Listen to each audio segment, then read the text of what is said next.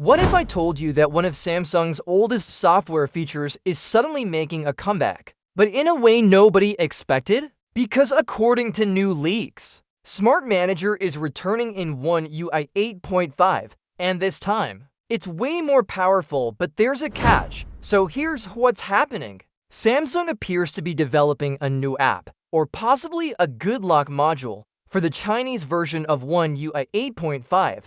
It's called Smart Manager. And if that name sounds familiar, you're not imagining it. Smart Manager existed on old Samsung phones back in the Android Marshmallow days. It eventually evolved into the device care app we use today. But this new version? Think of it as device care on steroids. Leaked screenshots show that Smart Manager in One UI 8.5 comes packed with features. We're talking battery tools, storage cleaning, deep memory controls, and app management. But it doesn't stop there. The app includes app locking, access to Samsung's hidden labs menu, shortcuts to software updates, and even maintenance mode.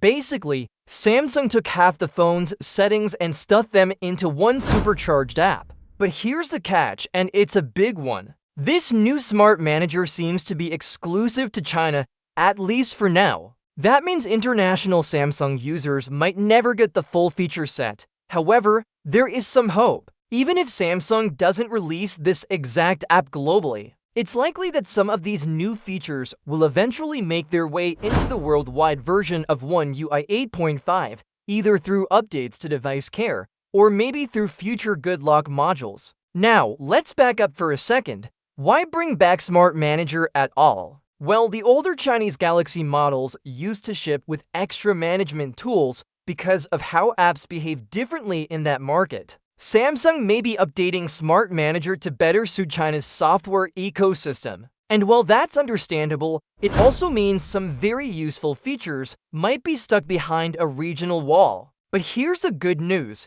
One UI 8.5 is coming soon, launching with the Galaxy S26 series early next year. And Samsung might start rolling out a beta for older devices before 2025 ends. So we'll know soon enough which parts of Smart Manager go global, and honestly, some of these upgrades make so much sense that it feels strange not to release them worldwide. An app lock feature built directly into the system? A cleaner way to access labs? Faster shortcuts to updates and maintenance tools? These are the kinds of improvements Samsung fans everywhere would love. So the big question is, will Samsung actually bring Smart Manager to the global market?